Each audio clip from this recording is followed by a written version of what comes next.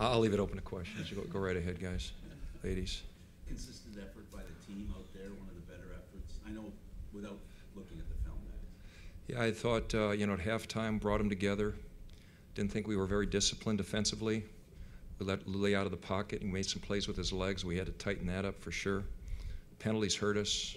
Disciplined penalties, things we can, avoid. We didn't. Offensively, I thought we played pretty well in the first half. We just didn't convert on a couple of second down to third down, but we were moving the ball both on the ground and running the football. We just didn't finish the drive. So that was my solution, my comments to the team at halftime. And then special teams-wise, I thought Zach really kicked the ball good and directionally kicked it. And we had a penalty and a great return by Martise. And Martise had a reasonably good game. I don't know what the stats are, but I remember a couple of nice returns. And so overall, the one penalty did hurt us because it cost us field position the first half. So Lule, first half, discipline, first half, and then finishing drives. But the second half, I thought it came together. There were guys that had their hands up defensively, had some tip balls. We made some stops when we needed to make a stop. I think we held them to 3 instead of a touchdown. If I'm not mistaken, I could be wrong because I don't have. But we had a couple drives offensively, and we were to finish drives. And the play Mac made going to his left, the throw to Anthony Coombs, our screen game was, really beneficial to us because it neutralized some of the pass rush.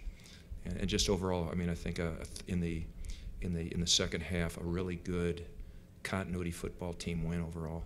So it's against a really good team, by the way. Team playing really good with a championship elite quarterback, which is never easy. Mark, what do you think the addition of Alford and Coombs on offense?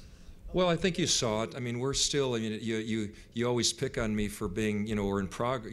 It's a process, and we're offense and under rebuilding, so to speak, and we really haven't settled. It was was hard to take Levi a little bit out of the mix. We gained something with him, obviously, with special teams, but it was hard to take him off the field after last week.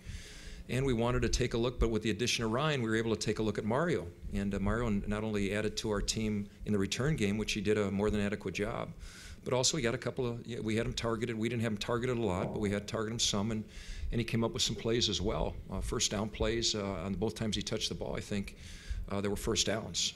So we're still trying to find out, and we got a quarterback who now has played 8 quarters. That's it. And so, we have to grow with him. He's going to tell you that he could have made some throws in the first half that could have finished drives.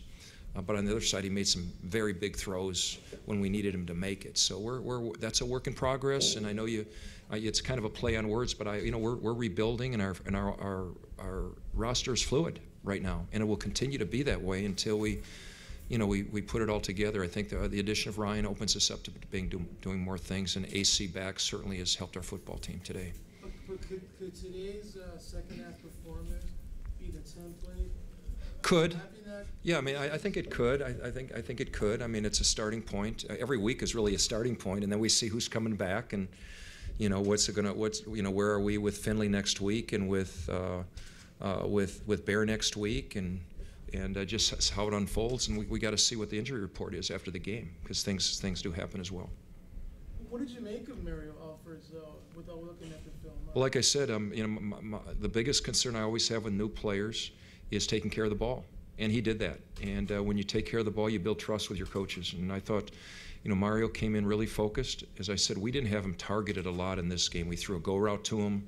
We threw a inside breaking route, which he caught, and we threw a flare control play to him, which he made a first down. To my recollection, there could have been more, but those are a couple that really stand out. So he didn't do anything to hurt himself, and I think he did things to build trust. And we'll look at the tape and see, but it was a good start for him.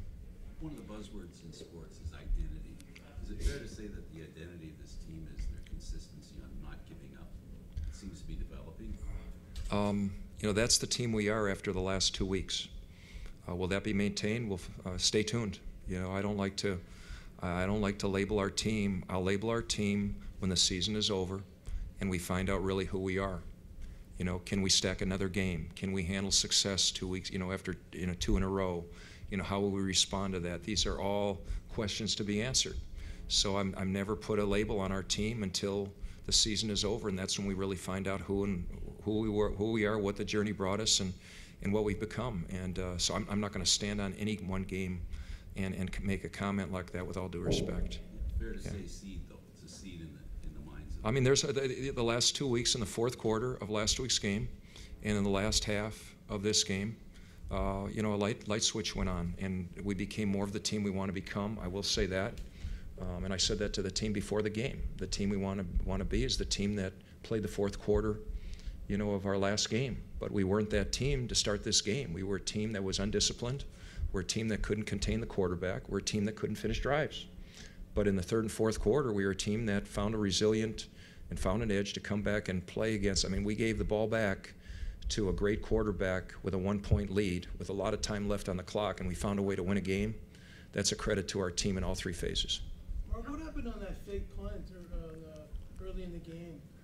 You mean the fake field goal? Sorry. Yeah, I mean, we were well aware that in that area of the field, that something could happen. That Reinbold was going to.